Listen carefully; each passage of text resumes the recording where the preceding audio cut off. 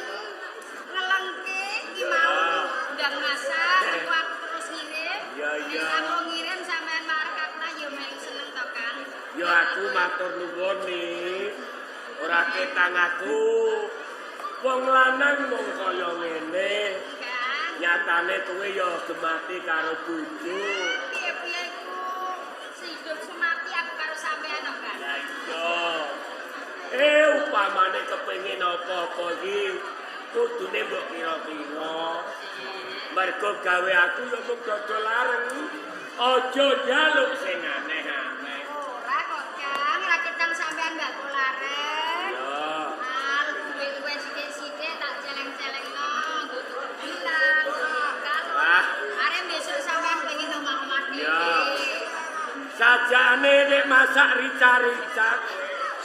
Ora kok Kang iku mau jane ya ora terus wae kok. Aku pengen masak rica-rica nggo bojoku. Ana apa, Kang? Iki mang sing masak sapa? Aku. Kowe dhewe. Lem gawe bumbu mang wis bener. Lah kene lho, Kang. Lah kok asine ngene? Tapi aku menjono. Alah yo. Masak kok nganti asine ngene. Kang Iman. Sampeyan ngono kuwi kudune pangerten. Ya apa? Kene wong wedok wis duweni bojo masak kok kasinen. Masak kasinen. Yo aja kakean uyah. Ya ora lho, Kang. Apa? Oh, nek kakean uyah ki ora perkara kasihan. Ya. Aku ki yo ora tau. Kan Apa? nek gawe anak iki lho, sampean ki dijak gawe anak bola-bali. Ngenteni bapak turu terus kapan dadine? Lah iya to Nini. Selawase aku dadi bojomu. Kepengine yo panggil turu awor. Syukur bage kowe ndang meteng dan duwe anak. Aku anggere arep turu nusul kowe ning centong men diawasi bapak ae. Lho jane mara tuwa bapakmu ku karepe piye? Lah yo kok aku diawasi ae. Monggo kowe bojoku. Bapak iki watake ngono, Kang. Ora apa-apa, sampean ki rasae mu. Lah njen wis ngono watake. Jane aku yo kumpul mara tuwa iku yo betah ora betah. Tak betah-betahno kuwi. Nah, Jenenge aku dadi mantune ya ono yaene. Kepengin dijak jagongan mara tuwa kok ora tau. kan sampean Liyane aku tetep sambat. yo wis to. Lah iya. Bapak rasa dirasake. Sing bakul ayo aku dadi bojomu, nyatane aku yo mati karo sampean. Mulane nek duwe dhuwit diceleni. Wis kok, Kang. Engko nek wis cukup elek-elek gawe omah dhewe ben ora kumpul mara tuwa. Nek kita Engko kowe bedang meteng. Kang. Anu piye Kang mumpung gak ono bapak ning Tegal kene kok piye Kang gawe anak? Aja. Ora apa-apa Engko nek kok. ana wong liwat ora apik ngene Bu. Iki wong karene karo iki. Mengko rampung iki ndang tak klumpukno dadi siji, aku terus mangkat pasar.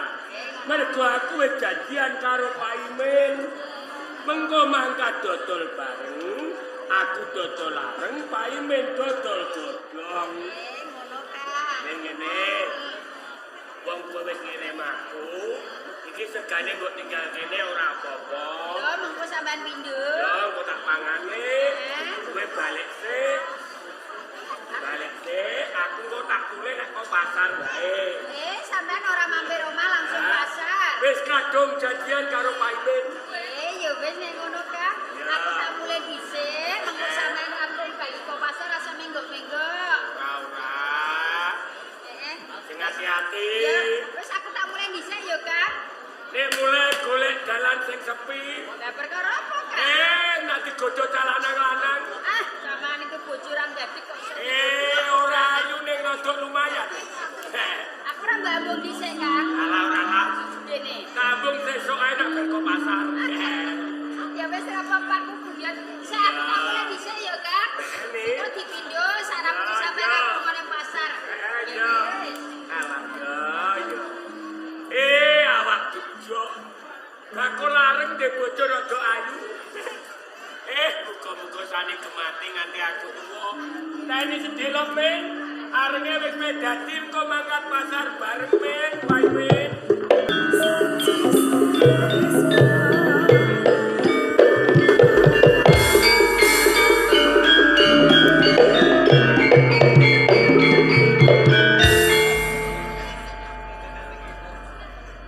Amit kula tak lampung. Liwat yo liwat. Sadurunge kowe liwat aku tak kepengin ngerti sapa jenengmu. Kula Sani. Sani. Nggih. Iki cah desa. Bareng tak sawang kok gumulah. Kok gumun iki enten napa? Sing bojomu tuh lho. Pun kula pun di bojo, bojone kula jenenge Kang Diman. Penggaweane opo bojomu? Gawe areng terus didol teng pasar, Nggih. Bojomu iki penggaweane mung trimo gawe areng. Nggih. Lho wong gawe areng iki kayane piro? Kok di bojo ayune kaya dene. Alah, mboten ngoten lah nyatane Kang Diman senajan to bakul areng kaya sithik-sithik diklumpukno tak cendel-cendelen iki Mas. Mengke karepe bojone kula ajeng omah dhewe gawe omah, Den. Sani. Nggih. Aku iki kok rumangsa iman lawan kowe Sani. Wongko ayumu pendo widodari kemudun saka kayangan. Kok trimo duwe bojo bakulan. Pun kula tak langkung, Den. Sani, Pripun? api-apian aten bae. Api-apian aten pripun to? Ora ketang lagi sepisan aku ngerti kelawan iki. Rumangsa seneng jroning ati. Bojomu pegat, mengko kowe tak wek bojo. Sampeyan iki kok malah ngladrak ngendikane. Ladrak iki. Lah wong kula niki pun nggih bojo malah dikongkon megat. Lah pripun mawon kula niku pun seneng kalih Kang Kimbar. Senajan to Kang Kimbar niku mung trima bakul lareng, ning pun kula tampa kanthi seneng ati kok, Den. Sani, Malah guyu sampeyan. kowe kandha sing kaya ngono iki kanthi laitan gesing batinmu wis seneng lawan. Apa mung cukup totok wae. Nek tak sawang kowe iki sarwa kekurangan uripmu sakwise duwe bojo bakul lareng. Sampeyan niku salah, Den. Salah. Jenenge ngrasake wong kurang selawase nggih kurang terus. Kula pun trima senajan to bojone kula niku mung trima bakul lareng, ning kula pun seneng nyatane bojone kula nggih pinter, gemati, pinter nyimpen rezeki lho niku lho, Den. Bojomu pegat, engko tak pira ragate aku sing ragat. Kowe tak wek bojo tak boyong ing kraton Kediri. Alah kula niku mboten edan derajat pangkat bondo donya mboten kok, Den. Kula mboten edan napa-napa. Sani, Apa? ing menggone mesti bakal getun kedua.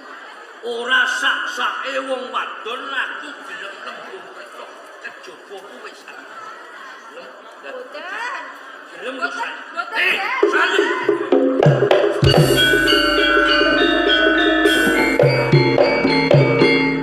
Wongko Sani kaya tasih bocah desa. Kok wis wani nampik lawan aku. Ora ketang ora gelem lawan aku Sani. Ing waton aku karep bakal kelakon. Hei, Sani.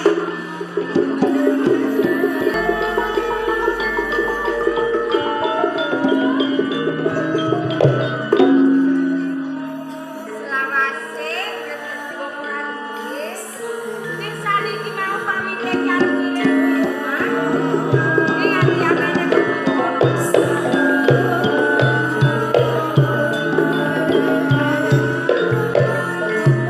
jadi aku kan rasane bojo ciuman atine lho raketan giman ki wong ora duwe pegaweane dodol lareng nyatane kayane ya kena nganggo tuku beras ning bojoku ki lho paidone kok ya ora kurang-kurang kok ya ora seneng duweni mantu giman mongko saniki ya wis seneng lah dadi tuwa kok ya lek kebangetan temen ning jane iki mau coba ya nang omah kira kurang-kurang mesti wae ya padu nganti tangga-tangga iki bosen ngrasakno rungokno aku lan bojoku yo kebangetan temen lah Nanti ngomong kowe, ngomong piye rasane aku.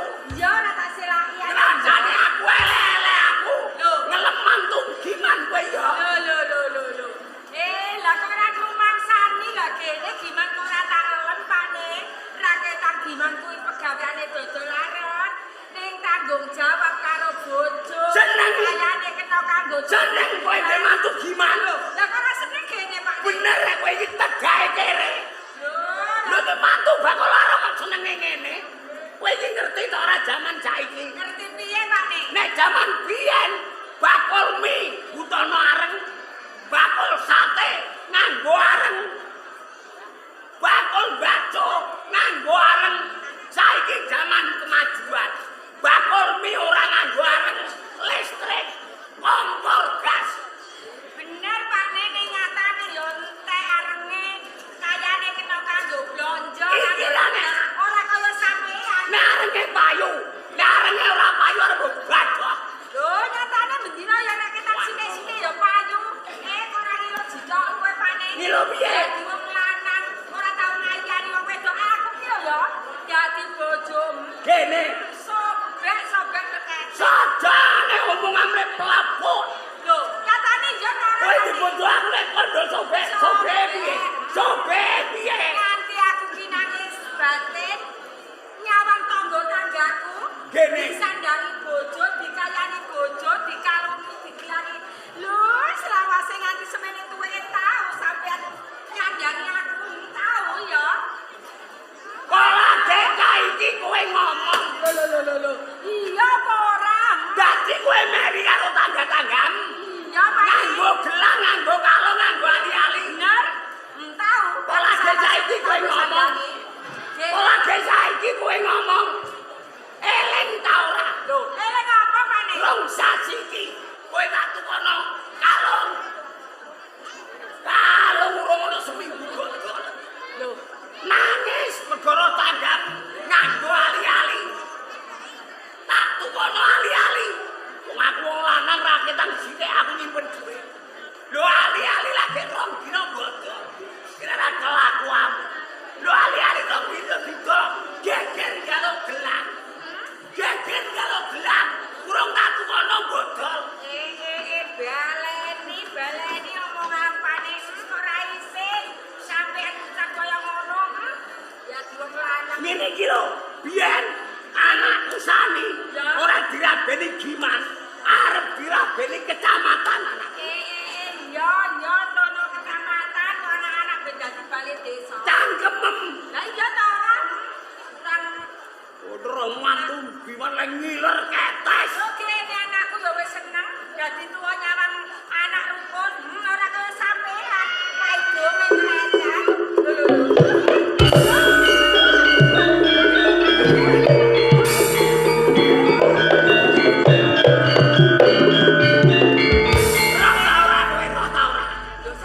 Sani nangis karo tulung-tulung. Ya. Sani nangis kok Tegal. Kirim Giman pamite. Iki ora bar tukaran ning Tegal karo Giman. Ora ngarah Sani nangis. Ora kok pane, Sani kuwi tau padu karo bojone. Ora tau paduran ning omah. Mergo Mergo Giman wedi karo aku. Ning Tegal ora ana aku. Mesti Sani gitu kali. mau kenapa ta Pate? Ini lho, ada lem. Mantu Giman lem.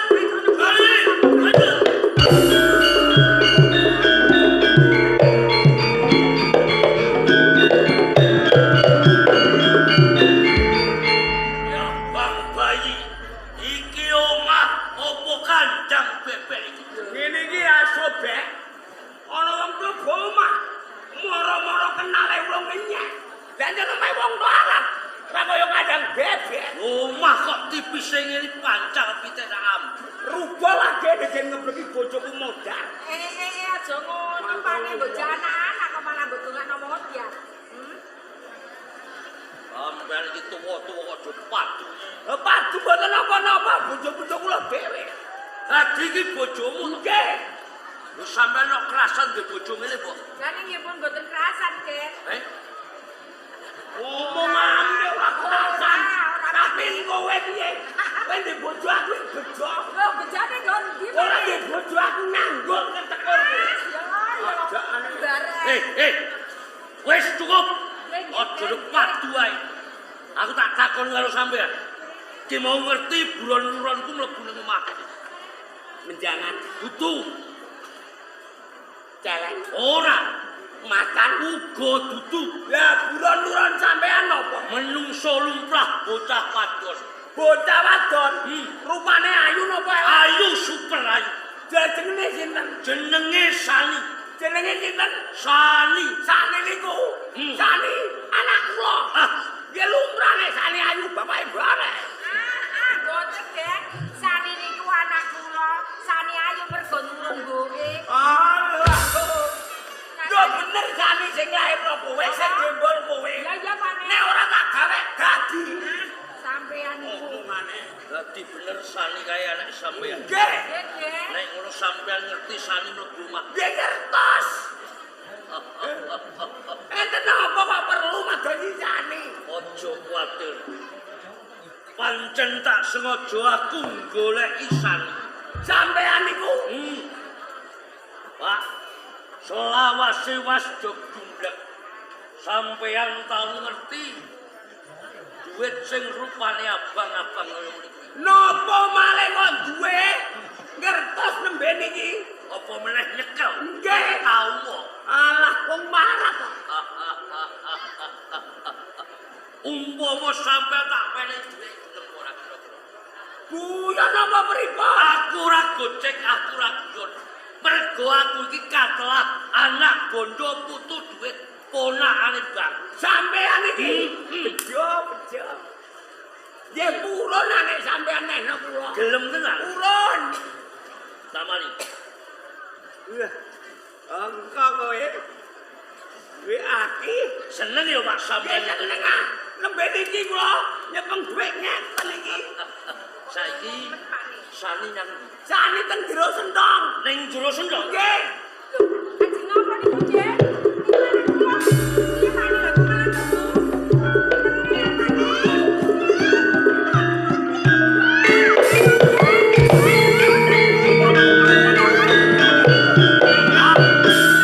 Sampean roh karepe napa niki? Derek.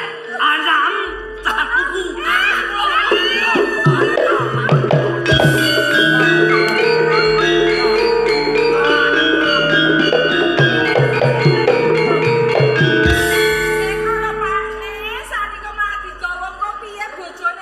Kakean cangkem. Bener nek kowe iki wong goblok. Jajal tak wong briyen semene ati iki lho. Nek ana anake sing payu. Jajal tak kok. Nek ora anakku ora marah payu. Dene. Kowe bojo gimana kok gonong-nongno. Giman selawase urip dadi mantuku. Iki durung tau ngayane aku semene ati iki.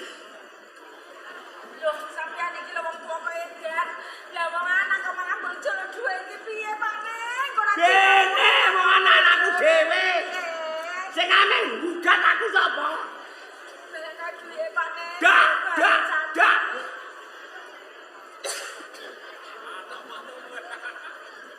Kula mantuk, Mbok. Nggih.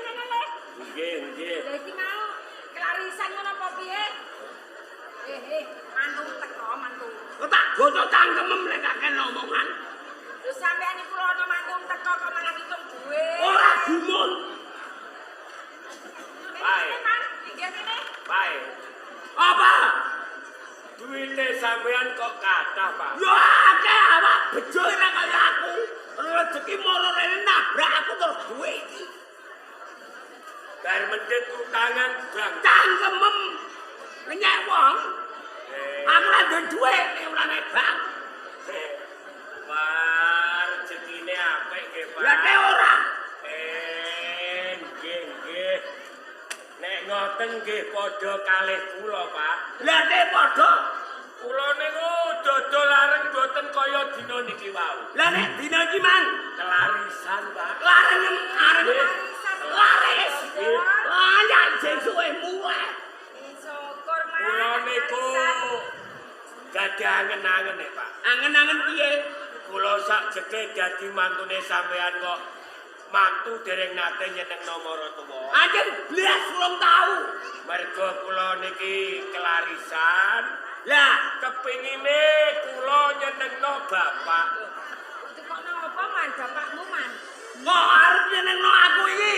Kira-kira mbok tukono apa mbako? Sampean kula tumbasno salin. Aku kula tumbasno katok, Pak. Wah, ane katok mau siji. Purnane kok cocok karo angen-angenku. Katok iki mau siji anggere dikumbah. Aku do gak wani metu kok cendhok. Danggo Pak Ne, Yo, mantum dak mantum lek. Iya, Dek, kaya sithik. Wis ora. Nek mantum lu kono katok aku wis Danggo ora. Pak Ne, danggo. Yo dinggo. Den lebo atine wong lek nukono. Nek tanggo seneng mesti dene. Arek kula pilihno, Pak. Warnane yo coklat seneng aku. Nggih, Pak. Aku wis cilik ora tau nganggo katok coklat. Iki ajene coklate. Ana apa? Sampean jajal, Pak. Siapa nih?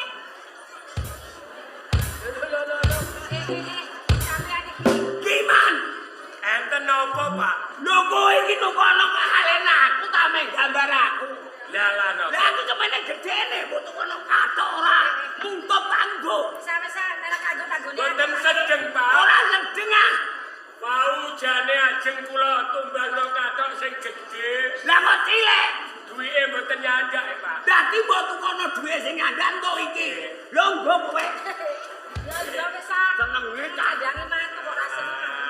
Nggih, Mbok, sampean nggo mungkin yo duwa. Oh, ngono man. Ya wis ah. Bapak mrah kanggo ya ora apa-apa. Sampean nggih kula tumbasne dhewe kok. Loh, aku mbok tukono apa man?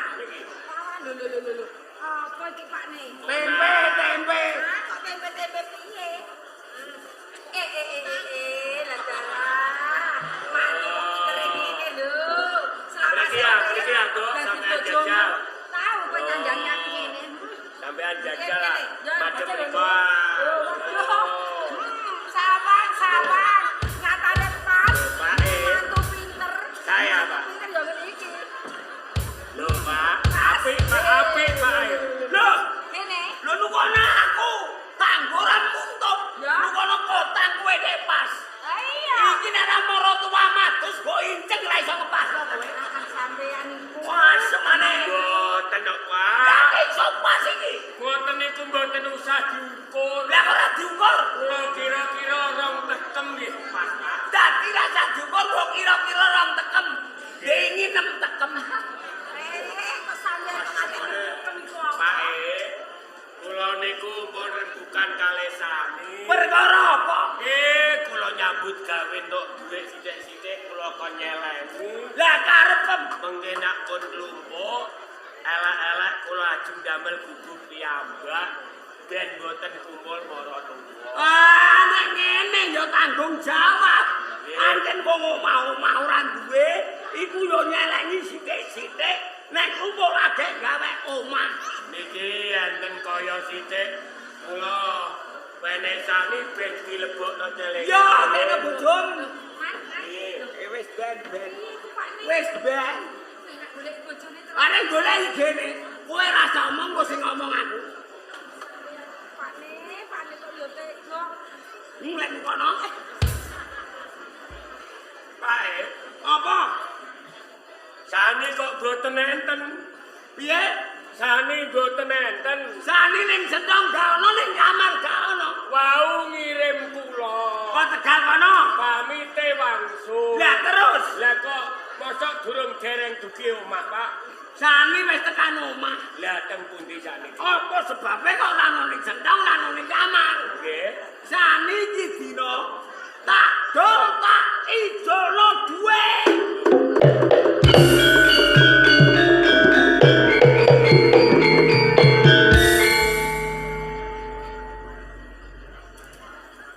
Pak, Apa?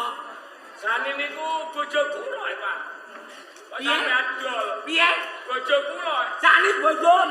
Nggih. Ning Sani ra anakku. Lho, Sani anakku. bojo kula. Anakku. Ane kadol ate ora wong anak-anakku dhewe. Lek ku gawe Sani biyen, lho gegerku antek bengkok. Lho, kene sane pun dadi bojo kula. Nek bojo-bojomu ning Sani anakku. Dadi aku menang adol Sani. Lho, sampean dol nggih, dol, Pak. Lah iya. Ning kula niku elek-elek bojone. Lah nek bojone Saderenge sampean dol lak kejak rembukan kula riyen. lapo rembukan karo kowe wong anak-anakku dhewe. Lho, lah niki bojo kula lak ilang. Yo ilang, tak dol ora ilang. Pun dadi dhuwit. Iya. Lho, dadi dhuwit niki perkara adol bojo kula. Adol Sani. Wong elek-elek kula bojone, Pak. Terus Sani pun dadi dhuwit. Jaluk bagian apa? sadane lek medhu. Lho niku bojo kula sing dadi dhuwit, Pak. Pak, Dene. niki pripun? Yo bener Sani iki bojomu. Nggih. Neng kowe selawase dadi bojone Sani, durung tau ngayani aku semene akeh. Mulane Sani tak dol, iki ora ngilange wong anak-anakku dhewe. Nggih mumpun, Pak. Lah iya, Sak kuasa-kuasane kula ijeh kuasa sampean. lah kok roh Wong Sani anak sampean. anakku. Dene sampean bapak wis adol anak, wong pun kebacut wis dadi duwe. Nggih monggo mawon. Lah iya. Monggo. Iki lho, Mas. Ning pae, Piye? kula teng omah niki merga kula nunut sani. Iya. Lah nek saniki sani mboten nenten teng omah. Lah karepem. Lah terus kula melu sinten? Lah sing rasa apa? Wis iki nae lho, Mas. Dagian ning kene ngombo demeni. Bojomu ra Aja ane. Ya gimana ki ora ndek sapa-sapa, Pak. Ane modal lah kene mikir gimana apa. Mana emosi tok ae. Monah bojo kula ilang nggih pun kadung dadi duwe. Lah te ora. Kula tak derek teng mriki apa? Piye? Derek teng mriki. Dadi kowe rumangsa mantuku. Senajan salirane ning omah, kowe ameh melu nutuk urip ning kene. Mungkin kula iwangi nyambut gawe. Bergawe dolar kok mbok pamer-pamer wong. Ngene. Mergo Sani wis ra ning omah kene, kowe bojone Sani. Saiki Sani ora ana, kowe wong liya. Wiwit dina iki, kowe aja manggon ning omah kene, kowe minggat.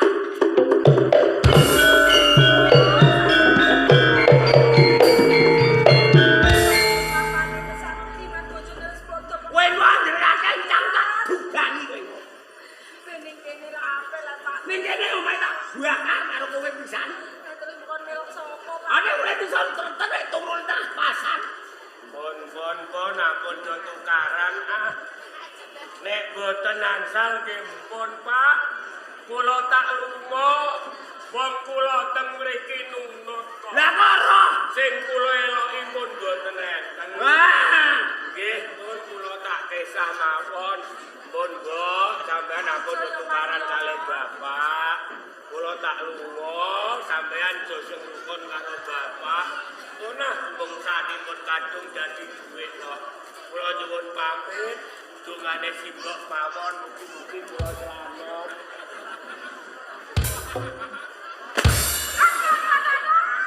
Wah, ya. Takon kok lumong kene. Takon minggat omah kene. Kowe ra entuk. Dadi ngene iki. Iki lho sawan gimana, Pak? Yo, gimana kene kok nangro ning omah. Kowe ora didemeni gimana? Semane. Minggat. Nggih, Pak. Ora usah ganten omongane bapakmu lho. Baik.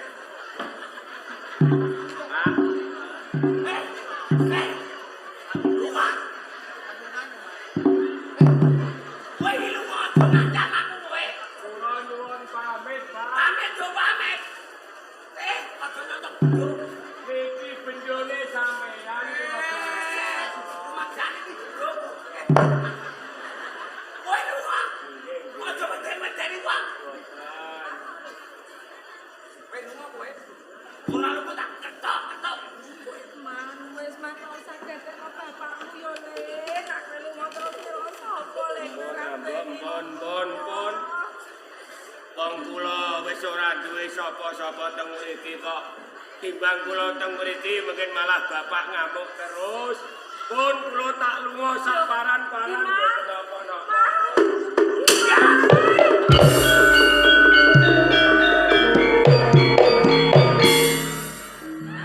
Kayu kebanyakan kowe, Pak.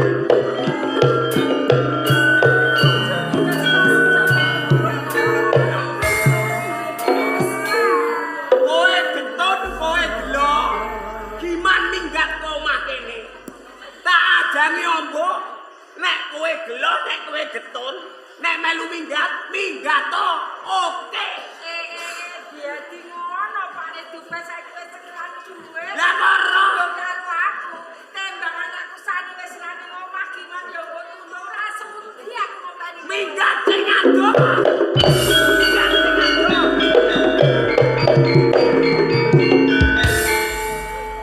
Bojo tuwa wis gembleh kok. Minggat ora gelo. Lah aku dhuwitku akeh. Raja uang. Golek perawan umur 15 tahun, tak kei dhuwit 500, alah bregeri. Perawan ra gelem ngalor lulus delok, nyandung nyempar wong wedok.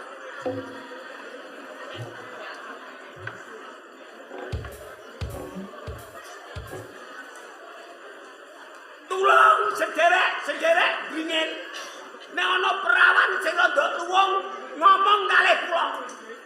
Kula kei dhuwit 800. Urun apa mboten? Urun apa mboten? Berapa rondo-rondo uang?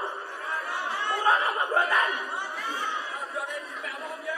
Dengan kei sapa wong iki duwe bose? Ana kowe kebuki wong. Kowe ra gelem lah. Aku ngrentengi PK sisih 5 keturutan duwe akeh. Raja Wang. Ye. Dene nak dolanan anak dhewe. Dene kok pengen ngambung. Kowe ora duwe makan. Wong kepengen duwe akeh piye carane?